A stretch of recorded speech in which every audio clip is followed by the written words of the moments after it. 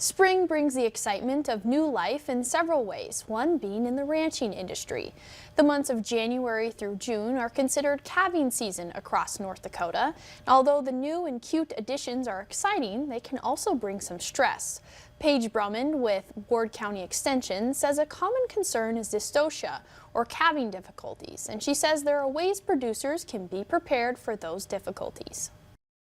We encourage producers to put together a calving toolkit well in advance of calving season. So gather all the supplies that you might need. So things that you're going to need to assist a cow with a difficult delivery.